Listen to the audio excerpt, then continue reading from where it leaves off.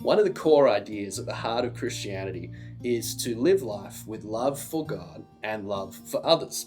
And on paper, that sounds like a really good thing to have a whole bunch of people committed to the idea of living their life with love for others. Now, Jesus gives some additional teaching to this in Matthew chapter 5 and verse 43, which really hits it home in a different way. He does say, you've heard it said, love your neighbor and hate your enemy.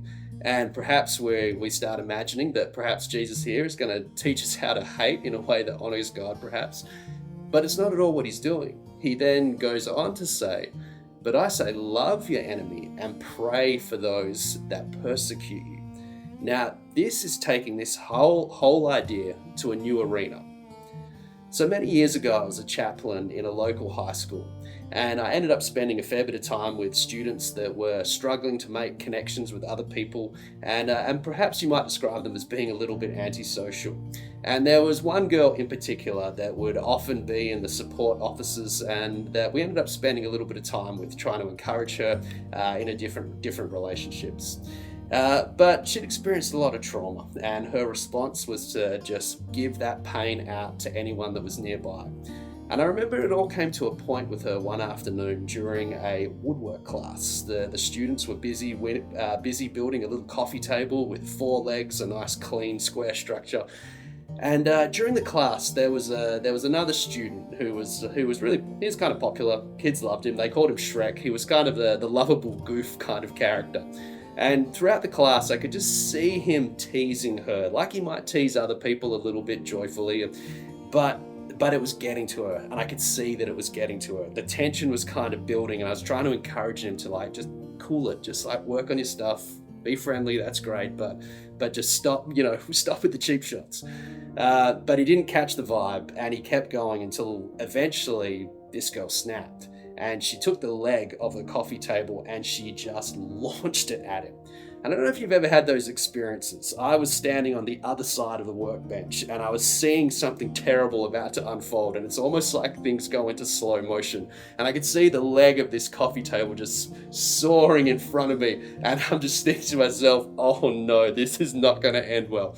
And sure enough, Shrek, as the kids called him, he kind of saw what was happening. He turned, and the block of wood, I'm calling it the leg of a coffee table. It's essentially just like a thick block of wood. Hits him in the back of the head, immediately splits his head open. He ends up going straight to hospital.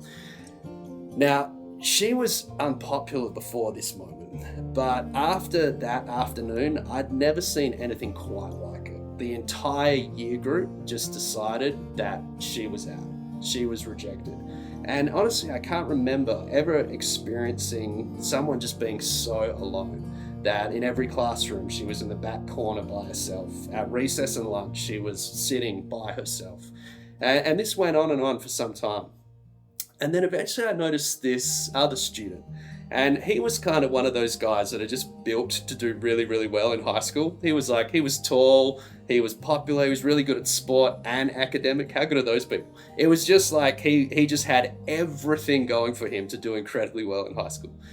And I noticed one lunchtime, he sat down next to this girl that everyone had just decided, we are done with you. And in some senses, I could kind of understand it, that she'd been dishing out pain to so many different people and they were just finished with her. Anyway, I noticed again, another lunchtime, he sat with her, and again and again. And eventually I went up to him and I said, I noticed you've been sitting with such and such. And he said, yeah. And I was like, what's made you decide to do that? And the reason I asked the question is because his other friends were starting to give him a hard time about it. Like, why are you sitting with this girl? She's terrible. Why are you spending time with her? And as I spoke to him, his response really surprised me. And he said, I feel like maybe she just needs a friend. Now, what surprised me was his maturity as a Year 12 student to recognize the need that she had just for some belonging. And it was incredible to see that over the next couple of months, as he, just in subtle ways, showed simple kindness, that her life was beginning to change. He had no idea how much. For me and some of the other support staff, we knew the difference it was making as it brought some hope into her world. but for him, he had no idea. Then it made me think about that same commandment from Jesus, to show love to our enemies, to those that intentionally cause pain. And as I reflect on those words, I wonder, who is that teaching really for? And I think there's three possibilities. Number one, that it's for me. That perhaps that if I listen to the words of Jesus and I model this kind of love and acceptance towards those that can kind of sometimes cause pain, then maybe that does a work of formation in me, that helps me to grow to become a person of character more shaped like who Jesus is. So that's one possibility, that Jesus gives this teaching for each of us that would listen, so the way that we love those that we might think of as our enemies. The next possibility is that Jesus gives this teaching for our enemies, for those that cause pain to us. And the line of thinking in my mind is that perhaps if I'm able to communicate love to someone who wants to communicate pain to me, that perhaps there can be a transformation, that they wouldn't be an enemy anymore. Now, I don't think that's a guarantee, because I think sometimes no matter how we treat people, it may not lead to a change of life in them. But I also think that it's possible that when we show love, kindness, small acts of grace, that it can make a difference in another person's life. So that's possibility 1 and 2, that the teaching of Jesus around love for enemies is for my own formation, is for somebody else's transformation. But here's the final idea.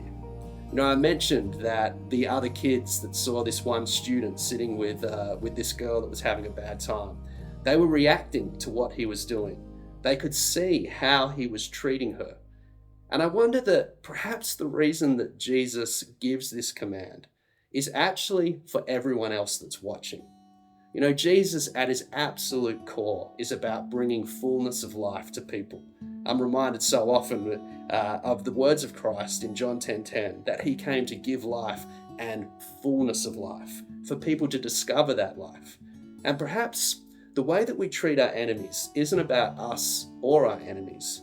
It's about how other people see our response to them. And that perhaps that the way that we show love to those that would demonstrate pain to us could communicate the love of God more powerfully than almost anything else in our lives. So as we think about our own lives, for the people that sometimes can cause pain to us, and I'm not talking about our loved ones that in moments of anger say something hurtful and then apologize. I'm thinking more about those people that seem to have placed a target on our back. How do we respond to them? And how can we take these words of Jesus to do a work of growth in us, a hopeful work of transformation in them, and communicate to others the love of God in action?